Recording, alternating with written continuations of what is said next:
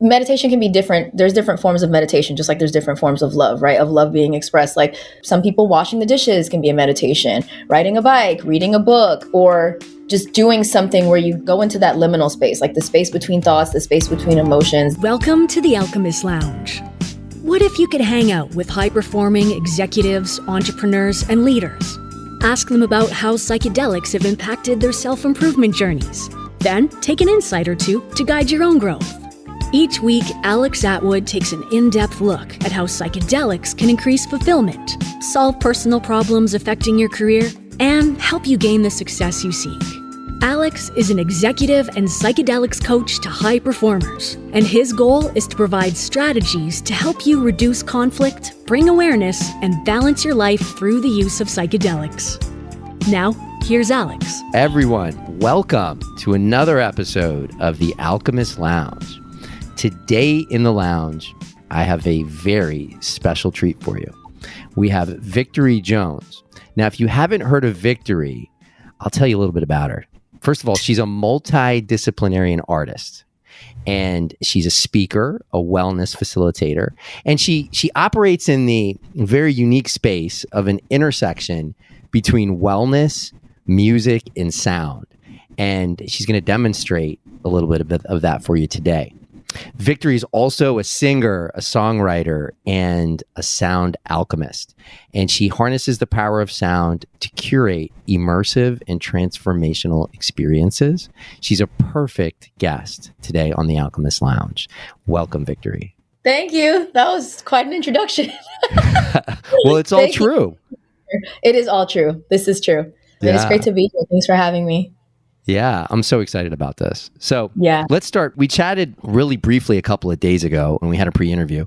And in that real brief sort of moment that I got to hear your voice, I heard you say the alchemy of sound. And I love that. So tell me a little bit about what is the alchemy of sound? So, I mean, you're the Alchemist Lounge, right? So I was like, this is perfect. Right. It's so energetically appropriate. Yeah. So the alchemy of sound is the ability. So alchemy is a seemingly magical process by which things are transformed or transmuted, right? And so sound is literally the mother of creation. It's like the original vibration. Everything has a sound. Plants, organs, silence even has a sound. Even when your refrigerator, your TV is off, there's a sound, right? And everything is moving at a specific frequency.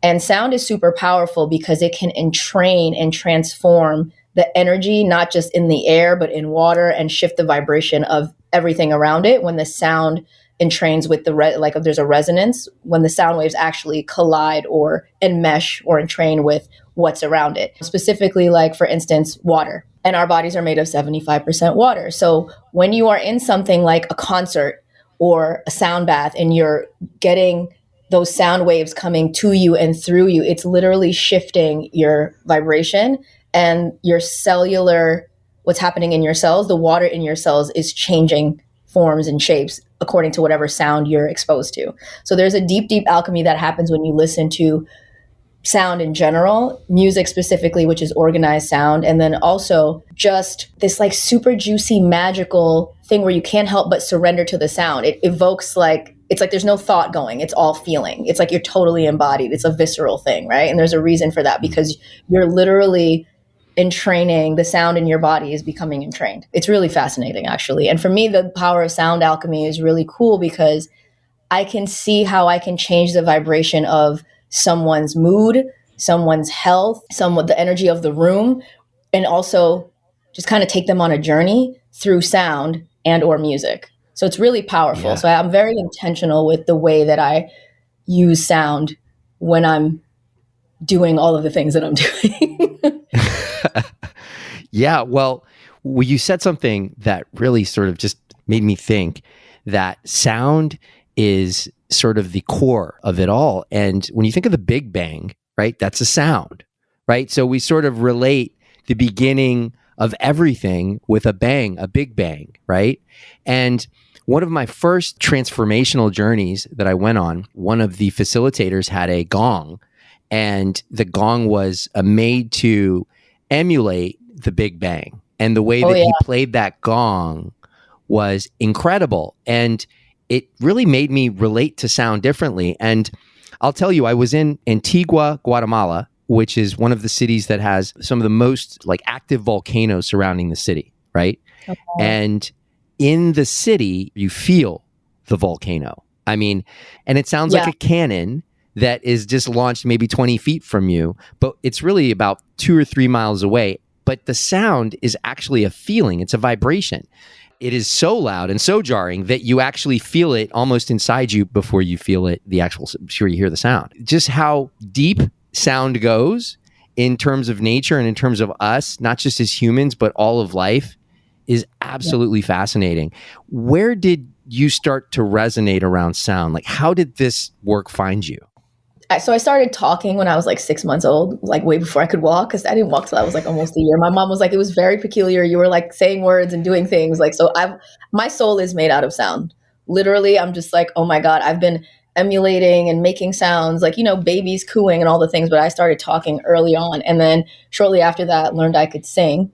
Because I have memories of being like 2 and 3 years old and watching television and like singing like to the top of my lungs, my favorite songs and all the things that I like to listen to. My parents had vinyl and I would like tell my mom, like, put the record on, and I've been singing my entire life. And so it's just something for me that like when I realized I liked the sound of my own voice when I could sing, like, yes, I love music coming into my body but I like the sound of my own voice. And it makes sense because it's very self-soothing. There's a lot of like scientific things happening when you emit certain tones from your body, like inside your body. It's very like, it helps regulate your nervous system. Like your vagus nerve is like, thank you. So like, there's a lot of things happening. I didn't know any of this. I was just like, this is freaking awesome. I love it here. I'm going to sing all the time. So since I was a kid, I've been singing. I started singing, like, of course, singing around the house. My dad also sings, not professionally, but he has a really amazing voice. And there's quite a few musical people in my family. And then fast forward, like I started singing in school plays and doing all the things, acting, dancing, singing, like all the things. And then when I graduated, when I was in college, I went to NYU. I was working at this restaurant and a friend of mine heard me singing in the bathroom. And she was like, I thought that was you. Hey, I know this producer, he's putting together a girl group. Would you want to join it? And I was like, you mean like Destiny's Child? TLC? Yes, I want to do the things. So that was a very pivotal moment because it was like, I went to the meeting with her and the producer, and then there was three girls. It was myself, my friend, and then another girl. And he was like, I'm putting together a girl group. I would love to, like, if you ladies feel the vibe, I would love to write and produce music with you and do shows and all the things. And we just kind of started hanging out and making music. And I was like, oh, wow, this is real. Like, I can actually do this, like, for real, as like not just a hobby, like this could be a career move. Okay, great. Of course, fast forward to where I am now as like a sound alchemist, doing all of like fireside storytelling, sound activations, voice activations, sound alchemy meditations, and like private concerts and things like that. It's a different shift. Back then it was like the same level of excitement, but it was more from like I want to be heard, I want to be seen, kind of more egoic standpoint. Like, I have this amazing gift, I want to be seen, I want to be heard. And now I've shifted after much life wisdom and like falling on my face a million times and getting up and being like, thank you, God, I'm still here. Being like, oh, it's not about me. I was given this gift as a conduit to serve. And so I completely approach it differently now. It's the same excitement. It's just the approach is different. And I'm more grounded in like understanding the fullness of what this gift really is and how powerful it is. And really just knowing who I am and how sound is a big part of that. Yeah. And that happened around like I was like 20, like 19, 20 when that happened. And so like fast forward like 20 years later, I'm like, oh, this has been a long winding road. Yeah. Well, it sounds like it started on the path towards that. You think that most people who are born with talent and want to make a career out of that talent, specifically in the arts, specifically with music, that the ego is a certain element of that actually drives it forward to a great degree, right? And it's really unique that at 19 or 20 years old, right, when most talented singers, actors, people in that field are almost, driven by that, need to be seen, as you said. What happened to just completely change you from that direction to this transformational, deeper understanding of what you're doing? Through a series of super deep and expansive and transformational life events, including like my Saturn return, marriage, divorce, co-founding a wellness and company, and then like leaving that company, having like my dark night of the soul moment, all in like my like late 30s. It shifted me into a space of zooming out and really seeing what everything is about. Also yoga and meditation. Like, I mean, I have to like really credit what things are, and not just yoga, like postures on the mat, like living your yoga, because the word yoga means union, like really seeing how all things are connected and really honoring that from the space within, and then having that ripple outward, and like really just dropping down and becoming more self-aware because of all these things. Like, for instance, divorce, even when it was amicable, it's still traumatic. So that took me on a journey, like a 4-year journey, to like find myself during that process of like, oh my God, when you take away all these things, who are you? Like, production deal was gone, marriage is falling apart, my career, I don't like, it's taking off in other aspects when I co-founded this other company, but I really wanted to do more music. And it was like, I felt like I was splitting myself into all these pieces. And so God just kind of did me a favor and was like, we're going to get rid of all that. All the things that I loved in my life that I was attached to, that I thought made me who I am. It was like my husband, my home, my company that I co-founded, like all of these things that I was like, oh, this is who I am. God was like, yeah, no, we're going to take all that away, and then we're going to see who you really are. So that was like the dark night of the soul moment that shifted me into like a deep inner awareness, because when everything is taken or transitioned from your life in a way that feels painful to you or unpleasant to you, if you're anything like me, you just go inward. Like, I didn't try to distract myself. I sat with myself. Again, yoga and meditation, shout out to yoga and meditation, because if I didn't get into the practice of learning how to sit and listen, I would not be here in this way. And I'm just getting started on this leg of my journey in the way that I'm doing it now. But the shift happened for me over a gradual period of time. And this is like really year 5 for me, where it's been like, oh, this is different. And really in the last year, I moved to LA 2 years ago, really in the last year, since I've actually set up a new like home for myself. This is the first time that I've had like a home of my own since I was married with my partner, who you know, Jeff Scald from One Golden Thread. So this is the first time that I've had like a stable, loving environment that is my own, not like me inside someone else's environment, to then kind of hone in on like, okay, now I have this foundational base. How do I want to be in the world? And like, I do certain things, like when I even tap in with myself, it's like, before I make a to-do list, I have a to-be list. Like, how do I want to feel? And so I do everything from how I want to feel versus like goal setting to try to achieve this thing. Cause you're really not chasing the thing, you're chasing the feeling. So I reverse engineer it. That's how my brain works. My brain is like pictures, patterns, puzzles, which is why I love music, because it's all math, right? And that's my favorite math. And so when I started to get into the habit of doing that and saying, how do I want to feel? And going back to like, what makes me feel the best? It's sound. Whether it's the sound of someone else's voice, a soothing sound like a river, or the birds chirping, or like ocean waves, or just like a child laughing, or my own voice, sound is everything to me. So I was like, oh, everything needs to be, again, going back to sound. And if I need this, and if this makes me feel this way, then everyone must need this in this way, even if they're not aware of it. Like, something that might be pleasing to my ear might not be as pleasing to yours, but there's something that's just as pleasing to you, even if it's a different sound. And what does that do for you? And how does that make you feel? How does that help the way that you show up in the world? Because when we feel better, I feel like we do better, and we are better to other people and all the things, right? So it has a ripple effect. So that whole transition of like the last 4 or 5 years, and then really the last year, is when I understood like, oh, okay, so I can write like pop records, and I can write electronic records, and then I can strip them all the way down acoustically and sing them at a fire and have like immerse people in a story time with the songs. And then I can grab my sound bowls and take people into a sound meditation, because what is the common denominator? It's all sound. It's taking people through these altered states through sound.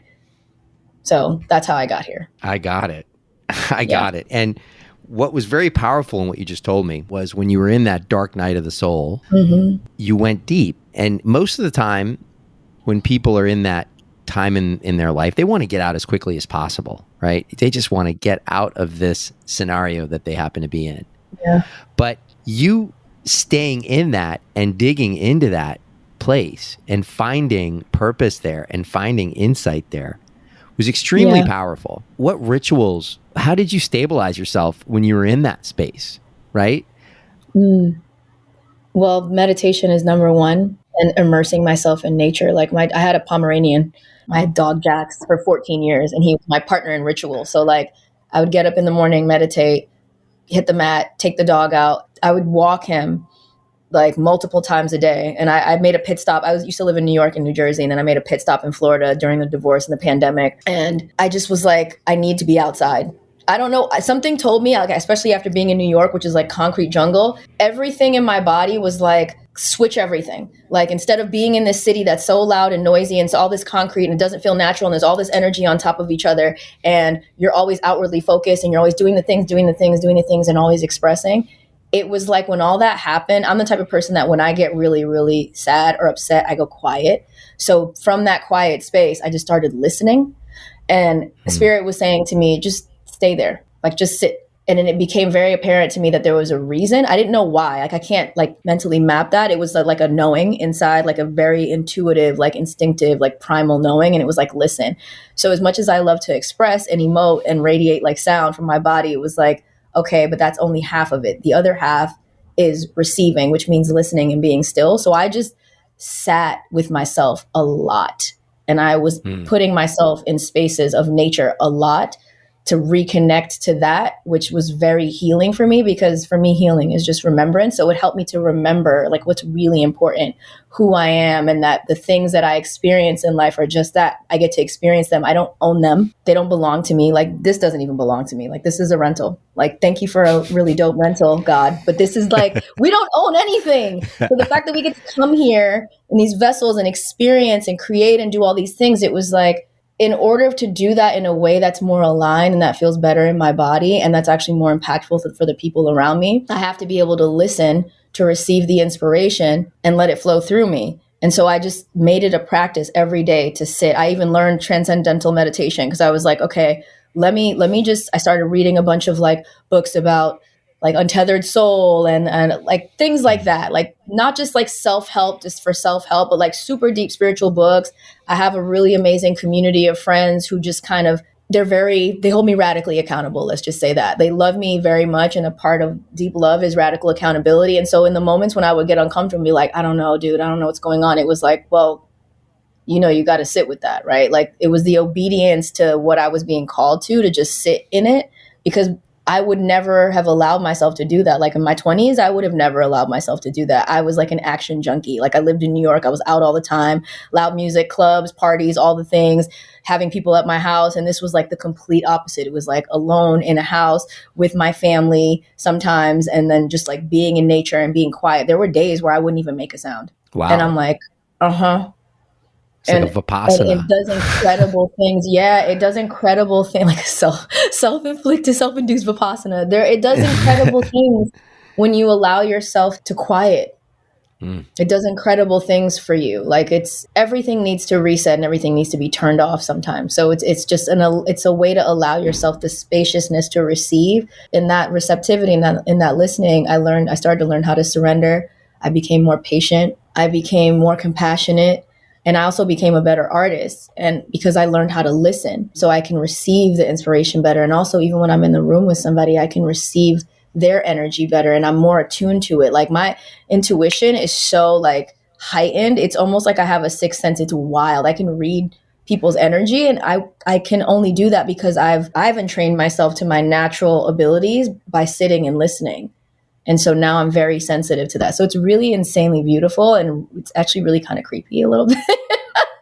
But it really helps. And people will come to me all the time because they hear me sing and my voice is crazy. And they'll be like, oh my God, can you teach me how to sing? And I'm like, no, I can't teach you how to sing, but I can teach you how to feel good about making sound in your body. So you feel good, so you feel better. Because it's really not about how you sound. Like, yes, if you're a professional singer, it's about how you sound. But in general, as like most humans, it's not about how you sound. It's how you feel, right? And what did you come here to do? And how are you caring for your vessel and your instrument? And so for me, that's sound. For other people, it might be something else. But I've been blessed in learning and attracting that there are a lot of other people who also need the same thing. Oh, yeah. Yeah. What's interesting is when people, a lot of people go through difficult times, what'll happen is sometimes a voice will come in and say, hey, let it go. It's not that important. Let it go, which is logic. And unfortunately, in my experience and that of others, that doesn't necessarily work. Like telling yourself to let something go, in my experience, you don't actually let it go. What people do in general, and even though they may not realize the shift that's happening is, but a lot of the times people will go listen to their favorite song or listen to music or something like that to get them out of whatever mood they're in. So in a lot of ways, instinctively as human beings, we know that sound, music can change what's happening within ourselves. But more interesting, and I started to have this insight as you were talking, is you really get to take an action if you want to get out of whatever you're in. Like, it's not about talking to yourself. It's not about, you just do something. You meditate, you intentionally silence things, and that all takes action. And that's what I heard. Like when you're going through these circumstances, which could have had you, begin, self-doubt or self-limiting behaviors or any of that, you took action. So I think people that, might be listening to this, this is another option, right? You can go out there and do something. And even if you just go out and pick up trash, right? Or even if you just go wave to people and smile, you're doing something as opposed to nothing. So that is, that's something that really resonated with me. And you mentioned sound bowls, and you mentioned work that I've found, being somebody that is heavily involved in the psychedelic community in terms of ceremonial work and in terms of transformational work, I found that some of the most powerful elements in any ceremony is the music, the sounds, all of that. And now that there's a wave, they call it the third wave. I'm part of an organization called the Third Wave. But what is that? Now it's we'll talk about that in a moment. Okay. But things are changing. Like the stigmatism around psychedelics and ceremonial work. I mean, 15, 20 years ago, meditation was something that it was happening. It was a bit weird. And the way people thought about meditation and yoga was more almost like exercise, like a way to relieve stress. That is not what we're talking about here. It is exercise to a certain degree, right? But it's not that. So tell me where the transformational element of this came in, right? When did you start to do this to actually transform people's spirit? It's everything that you said, I love. Like it's a practice, right? And meditation can be different. There's different forms of meditation, just like there's different forms of love, right? Of love being expressed. Like some people washing the dishes can be a meditation, riding a bike, reading a book, or just doing something where you go into that liminal space, like the space between thoughts, the space between emotions, the space in a kind of a free flow moment. It can be anything, because I slip into meditative states all the time. And I didn't realize this until I actively started learning meditation techniques, that I was like, oh, this sweet spot actually exists when I do this, or like when I'm vacuuming, or when I'm in the shower. A lot of people at times like will relax when we're in the shower. That's a meditation, right? And I like to think of meditation as like being in receptive mode, as like listening to God, and prayer is like talking to God, and they go hand in hand. And it doesn't have to be a thing where you're like in supplication, like on your knees, like Hail Mary. Like it doesn't have to be all that. Every thought is a prayer. And your cells are eavesdropping on every single thought that you have. And so I had to get really intentional when I was in that like dark night of the soul, like super like transitional, like all the things were changing and shifting in my life in what felt like rapid succession. It really wasn't, but it felt like that because it was like these waves of like really big, unpleasant emotions, because I was holding on to things so much. And then I was just like, okay, if I just let go, let me try something different. If I just let go. And you said taking taking action, right? I like to say aligned action, because I didn't know what to do. So for the longest time, I did nothing. Like if I was tired, I would let myself take a nap in the middle of the day. I would sleep. If I felt like reading a book, I would read a book. Like I didn't care if I had 1,000 emails to check. Whatever my soul was like, what do you need right now in this moment? I started honoring that, because that little whisper of like that, what I was listening to was also a meditative state where it was telling me and guiding me to what to do. And then eventually when I started actually meditating like 2-3 times a day, like sitting for 20 minutes a day, 2-3 times a day. And it was so quiet and so juicy, and I could like hear everything, and I'm getting all these downloads, and I'm buzzy, receiving all this information. That's the downloads. I was just like, wow, this is the complete opposite of when I'm singing, but it's the same. It feels the same in my body. Like I'm in that space between. There's a lot of spaciousness being created, and I'm not in my thinking brain. I'm in like my body, right? Like just doing the thing, and it's the same feeling, but one is with sound and one is without. So I was like, well, what if I combine those? And so for me, I go into a meditative state, I channel, and then I open up my voice to then take other people on a meditative journey to enhance their journey. So it's not just a silent meditation, or it's not just a spoken guided meditation. It's a hybrid of like a spoken guided meditation with my voice, and then with the crystal alchemy bowls, which I fell in love with them. Something told me like, I don't play any instruments except the bowls.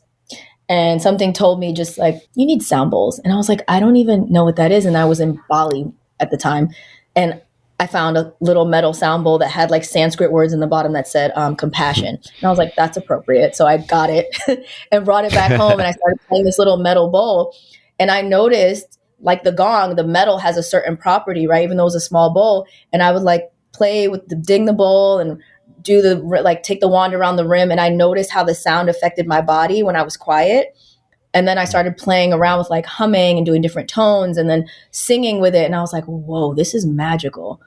And if I feel like this, same thing, there must be like so many other people that feel like this. I didn't know anything about ceremony. I didn't know anything about it was just intuitively, I was feeling and finding these things just from listening. And then I fell in love with the crystal alchemy bowls, which are super special bowls that are made out of actual crystal gems that are melted down, I think at like 4,000 or 5,000 degrees, with precious metals in them.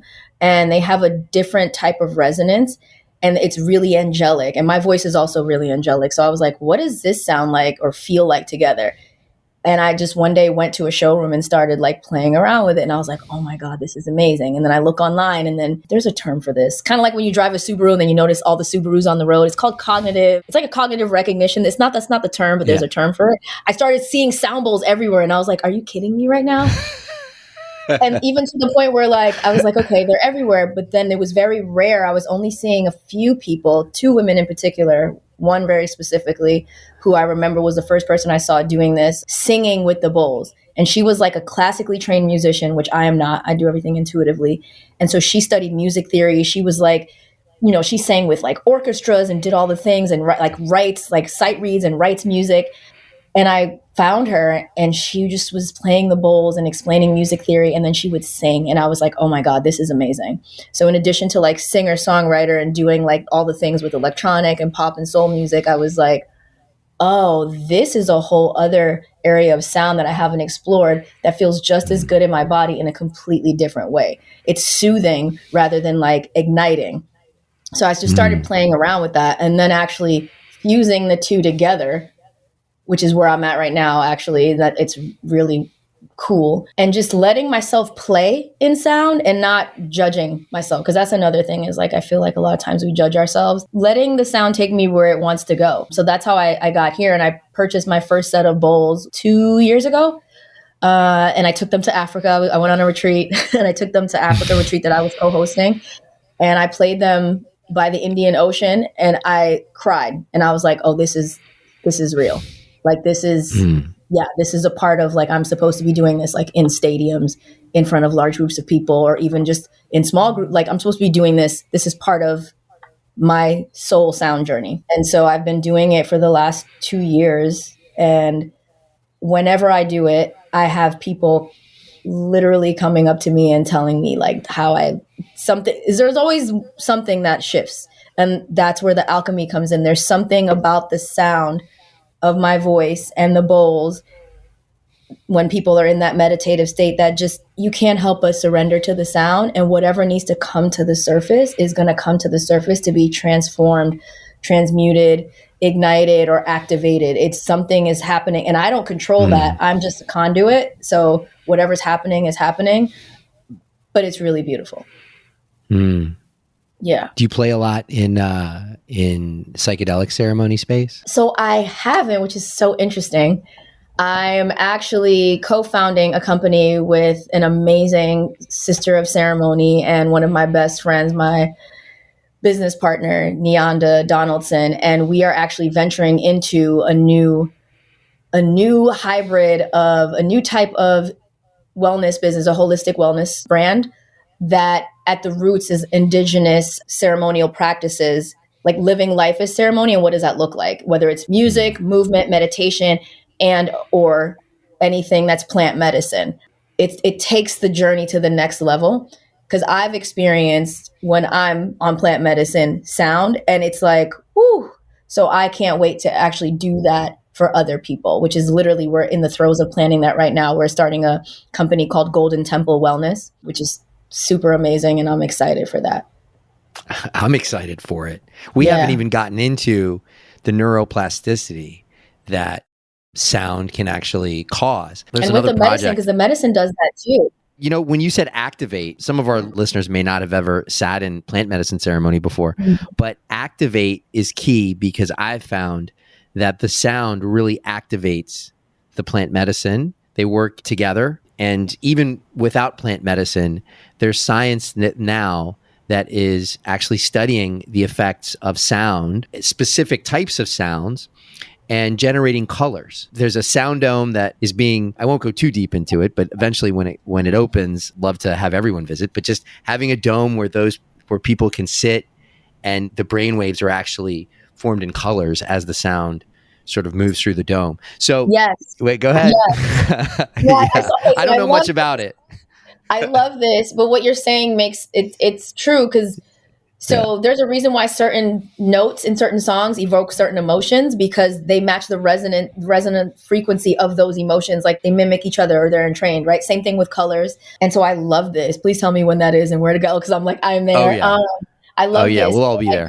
Like all of these things that we're talking about are already within us. All the colors, the spectrum, the water, the sound, we are the medicine, right? So anything that we take or that we expose ourselves to is really just opening us up. It's enhancing us. It's taking us back to how we were designed, the original technology, like the way that psilocybin will open up your neural pathways and, kind of take you back to this, like, it's an altered state, right? But it's a state where it's like, oh, I'm more me than I've ever been. This is what it feels like when more of my circuitry is online and I'm able to, like, again, have more fluidity and flexibility up here, which then shifts everything, because as we think, that's how things are, right?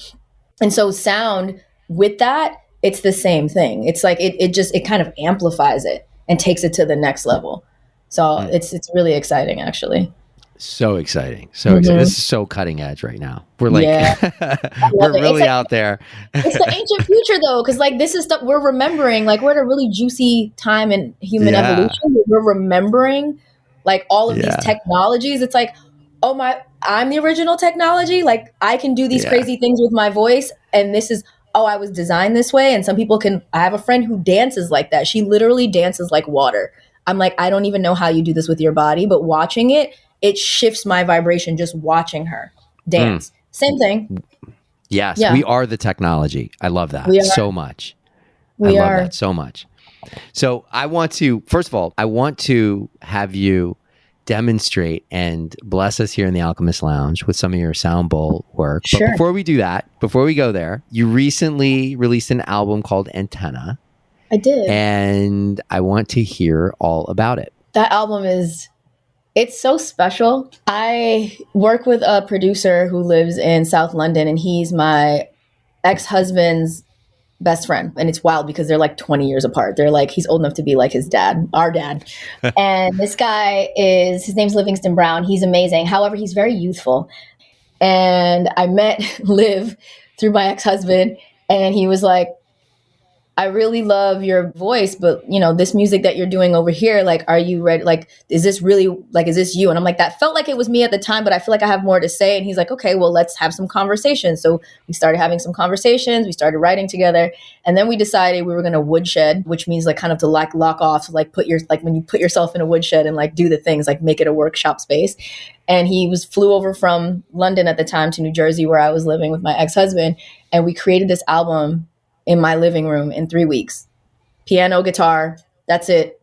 And just sat and we wrote and created this body of work that was like being channeled through me with his guidance. And we co-wrote every song. And I didn't know at the time that what I was channeling was actually a roadmap for the next 6 years of my life. I didn't know that. Like I was just like, I got so out of the way. And the way that a producer works, their job is to create a container space for the artist to like express and thrive in the most authentic way, right? And also make it sound really great.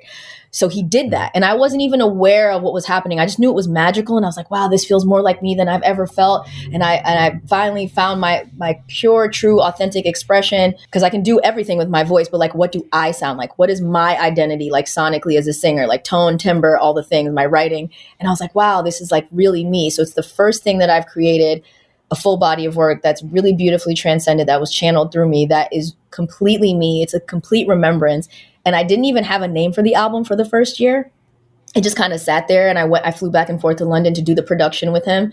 And I was just like, I woke up one day and I was just like, antenna. Because that's what I am. I'm an antenna. Like, I'm literally just an antenna here receiving the signal. I'm a vessel here receiving and transmitting the signal. It's not even about me. I just happen to be lucky and blessed enough to experience this inspiration coming through and then translating itself through sound in my body, and then coming out and being expressed in this way through sound and like the writing.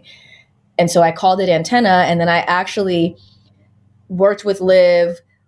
Music business things happen. Like, I got a single deal. I didn't really agree with the person I had to deal with. So then I let it go. And then I was like, I'm just going to start putting music out on my own. So I started putting out singles from the album, like very slowly, because I was still the co-founder of this other business that I was doing. And I was like, again, splitting myself. And I was just like, what am I doing?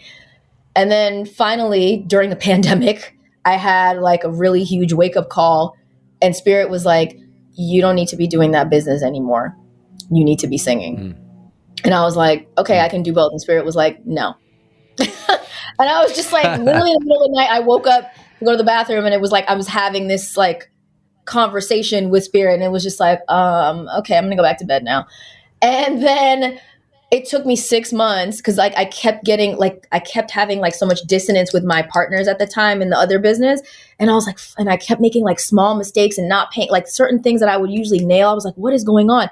Spirit was like, because I told you and you're not listening. It's like, fine. So it took me 6 months to get the courage to tell my partners at the time that I needed to exit this business, because I need to go to California. Because that's another thing. Spirit was like, go to California. No plan, just like, okay, I guess I'm going to California. That's where you need to be. That's where you're going to be activated. This is where you're going to be expanded. And I was like, okay. So I wrote my partners a letter, and then we started to plan the exit of what that looks like, which we're currently wrapping up now. It took us a while to go back and forth on the terms and figure out where we need to be. And we're finally in a place where that's happening. And in the last 2 years since I've moved to LA, I've literally just been saying yes to everything that lights me up, which most of that is musical, whether I'm going to shows or doing an open mic or doing a sound healing or whatever, going to sit for kirtan or whatever it looks like. And coming back to this place of like, what is it that I really, really want? Okay, so last year in June, I released the album finally, because I was sitting on it. I was just sitting on it. Like, I had some singles that came out, and I was like, this is stupid. Why am I hoarding something that is not, it's not mine? Like, we come with these gifts, we create these things. We're not supposed to hoard them. We're supposed to share them, because when you're hoarding them, they're selfish. And I realized how selfish I was being because I was scared. Because I was like, well, I don't have a team behind me. Yes, I'm supported by my community and my family and friends, but I don't have a team behind me. I don't have a record deal. I don't have a production deal anymore. Like, my producer and I work together, but like, I didn't have like the structure of all the things I thought I needed. And Spirit was like, you don't need that. Just put the album out. Like, just put it out, like a very Kevin Costner, like, if you build it, they will come kind of moment. And I was like, okay, I'm going to organize this myself and put it out. And so I did the album artwork myself, which was beautifully shot by a friend of mine. We shoot insane visuals together. No one shoots me like him. And even the album cover is like half my face and a disco ball, which I really love, because half of my face is in darkness. So it represents the dark night of the soul. And then the other side of my face is illuminated with the fractals of the disco ball, with all of the pieces of me. Like they say, the wound is where the light enters, being reflected onto my skin, and having that be like a remembrance, like a visual metaphor for, yes, I'm the antenna, I'm here and transmitting the signal. And even in darkness, there's always light, and how the things go together.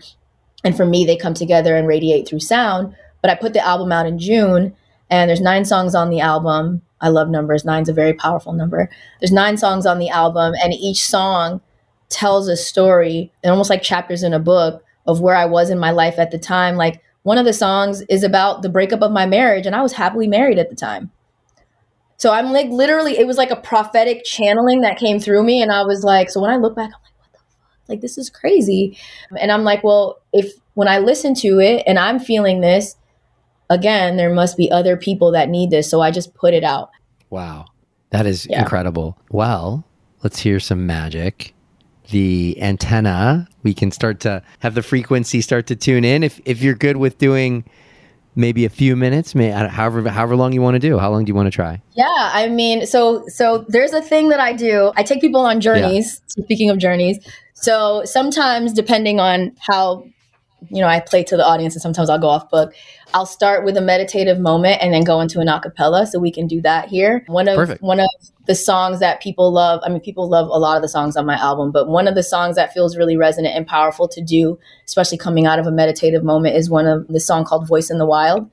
And it's the last song on my album. The first song on my album is called Jump, which is very indicative of like how I live my life and like taking leaps of faith and jumping off the cliff and growing the wings on the way down, right? Like expanding the wings on the way down and just knowing that you're going to be supported and you're going to be okay no matter what. You're going to thrive no matter what. So it's a song about like faith and love and really like having the courage to just be and do who you came here to, like to things you came to do and who you came to be. And then Voice in the Wild is actually, it's like a full circle moment. It's about coming back to yourself and living naturally and honing into your intuition. And part of that is reconnecting with source, reconnecting with nature, really taking time to listen and really observe. The way the song is written, I was walking down the street in New York and I was like, wow, like all this pavement, all these brick buildings were like living on top of each other. And then a plane flew overhead and I'm like, I feel like an alien. Like it almost looks like a big bird going through the sky. And so like the lyrics speak to that. Like what if you were dropped here from another planet in the middle of a city and it's like, or a baby who has never experienced this world in an adult body and being like there's all these rooms with no space between. How do we live like that? But that's what an apartment building is. All these rooms with no space between. Like it's like really things that make you think and just how you can observe it and then go back to the spacious and gracious place within, which is your intuition, which is ultimately connected to nature because we come from nature, right?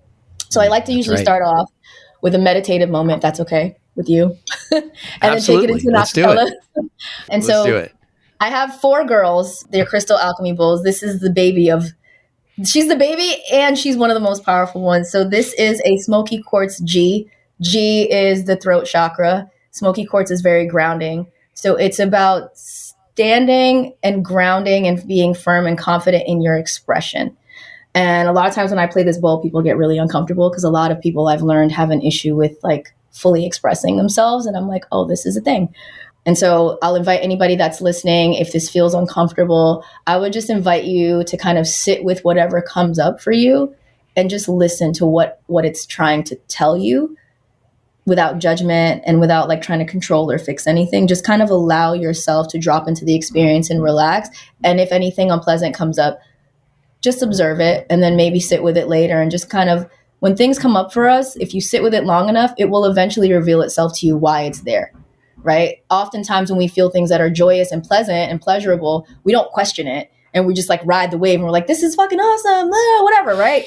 But then when things happen that are unpleasant, we're like, we either like resist it or we like question it or we try to fix it, control it, judge it. It's like, so whatever happens, and a lot of times I'm putting the disclaimer on this bowl, it will stir things up. And there's no good or bad. It's just whatever comes up, just allow it and just be with it. And so we'll just take a moment and just settle into your seat. Or if you want to lay down, I don't know who's listening where, but feel free to just get comfy and maybe get any last minute wiggles out and just gently close your eyes and allow yourself to just be with yourself in this moment. Just notice how you feel in this moment. Again, without judgment, without the need to control or fix or resist or change. Just notice how you feel. When we meditate, we become the witness, the watcher, the observer. So just allow yourself to observe how you feel in this moment physically. What does your body feel like? Are you experiencing any physical sensations, any numbness, any pains? And if you are, maybe can you breathe a little bit of love to those places and spaces because that means they're working really hard for you right now. And just be grateful for the fact that you have a beautiful vessel that you get to experience these sensations. And then maybe take a minute to notice any thoughts you might be having. Knowing that you are a soul with a body with emotions, an emotional being with thoughts, and that none of these things define you, but you're just experiencing them. So can you let go and just observe them without judgment, with a little bit of compassion?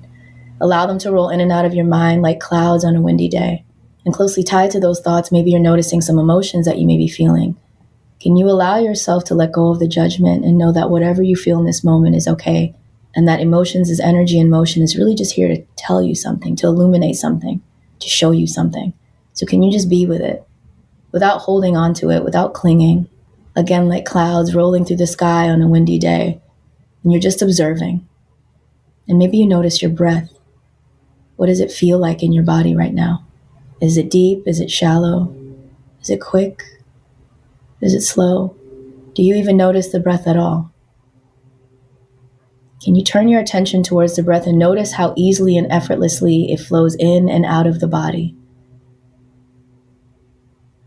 Feeling how you don't have to do anything, you just are breathing.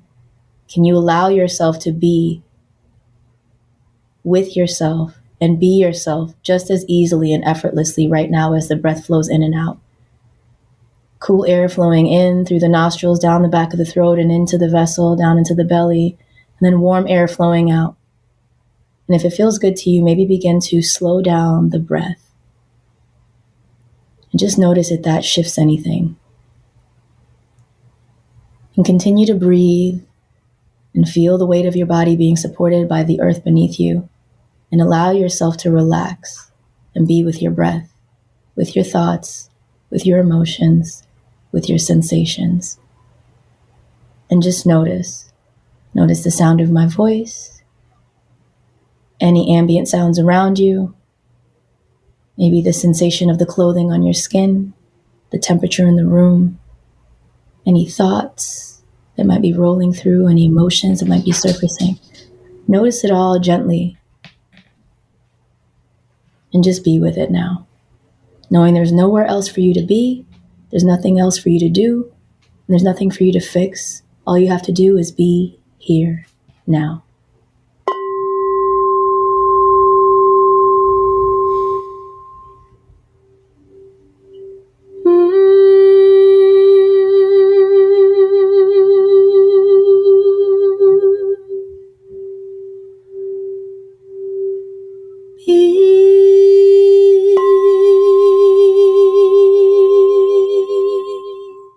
Here now,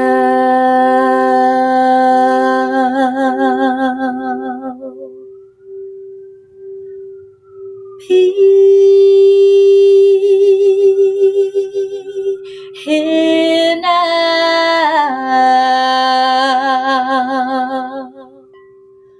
be here now.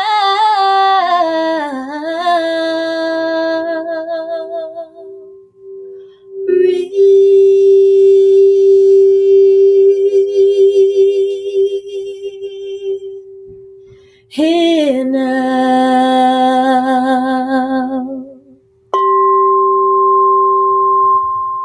Allow the sound to wash over you and flow through you, bringing you to deeper states of relaxation, continuing to breathe. Returning to the deep place within where you can listen and be with yourself, be with Source, be connected to all that is.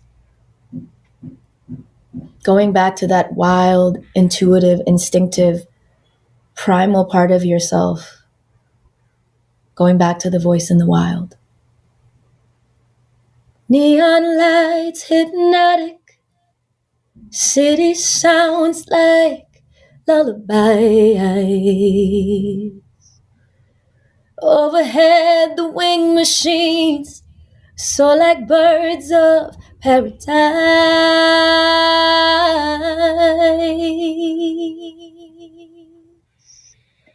There's a safety here in numbers. Does a piece of you fit in? There's a calm here in the system, a place for everything.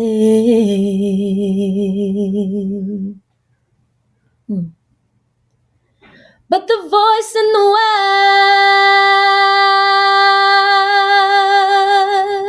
wild is calling you. Indigo child is wanting you. I think it's time to go home.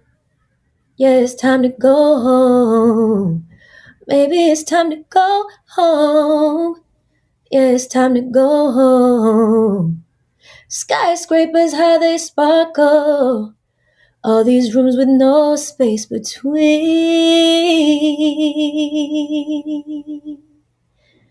Every brick tells a story. Living and breathing electric dreams. There's a safety here in numbers, but you're finding it harder to fit in.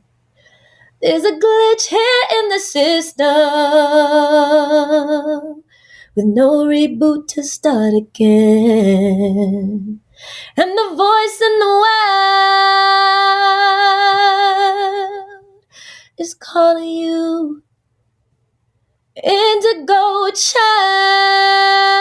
is wanting you. I think it's time to go home. Yeah, it's time to go home. Maybe it's time to go home. Yeah, it's time to go home.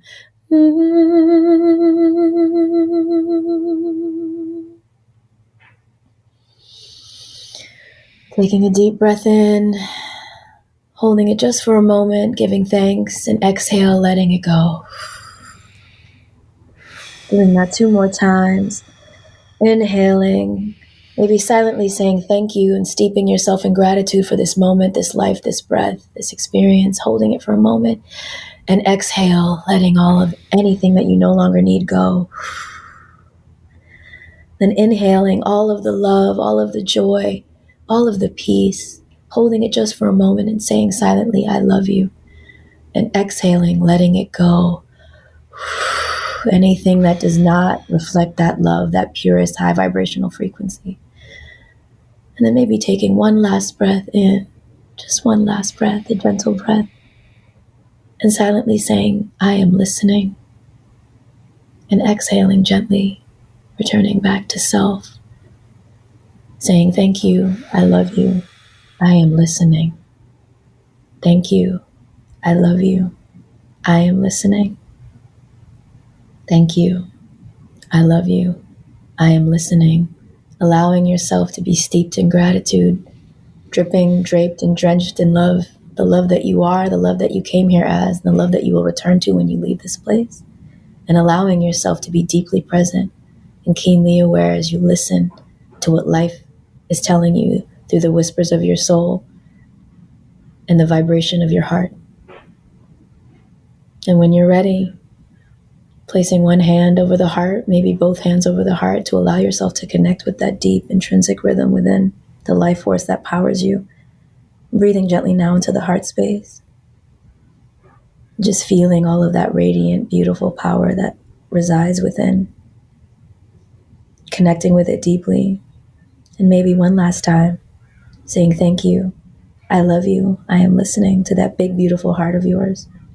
And bringing hands to heart center in prayer. Giving thanks, always being in love with life, and always listening to what life is saying so we can show up the way that we need to. And when you're ready, letting the hands fall into the lap and gently fluttering the eyes open. Smiling is optional and highly encouraged. Just letting yourself revel in the juiciness of what we just experienced, a little mini meditation and sound journey. Welcome to the alchemy of sound. Thank you so much, Victory. Thank you for allowing me to connect with you in that way. Yeah. Wow. I feel very open and just like cleansed. Yeah. So this was a magical, transformational journey into the world of not just Victory Jones, but sound. Mm-hmm. Yeah. And for those that are interested in obtaining the album Antenna, where can they find it? You can find Antenna on my website, victoryjones.com/music. If you are a patron of the arts and want to support emergent artists like myself, I would highly encourage that you buy the album from my website because it directly empowers and supports me as an artist, and share with your friends. However, because I am here as a servant leader of sound, I didn't want to hoard it. So it's also available for streaming on all platforms. And I still ask the same. If you love it, please share it. Share it on your TikTok, on your social media, on your YouTube. Share it with your friends. If you want to buy a copy of the album and gift it, just connect with the sound and please share it. It's a really beautiful message. The album actually has a powerful meta narrative about attuning to self, surrendering into your highest self, which is actually your inner child. Because the gag is your highest self is your inner child, and they're still in there. And just returning to the seat of your soul through that surrender and letting go. Oh, yeah. Thank you. A true sound alchemist has been in the lounge today. The question, what is the alchemy of sound, has been answered. Thank you so much for your time today. Thank you for all the gifts that you shared and gave. And I look forward to experiencing this live in person soon. Yes. And for those who wish to further connect, you can find all things on my website, again, victoryjones.com, or you can find me on social media. Right. Instagram is kind of my bag. Victory Jones, or SRVJ is my handle. It's all of my initials. That's for another conversation for another time. SRVJ, Victory Jones. Yeah. There aren't any other Victory Jones out there. Type it in Google, buy Antenna, preferably from her site. Thank you so much for your time today. This was, again, the most magical conversation that I've had in a very long time. Thank you, Alex. I appreciate it. Thanks for listening in to the Alchemist Lounge. If you enjoyed this episode and you'd like to help support the podcast, please share it with others, post about it on social media, or leave a rating and review on Apple iTunes. To catch all the latest from Alex Atwood, you can check out his website at alexatwood.co. Thanks again, and we'll catch you next time at the Alchemist Lounge.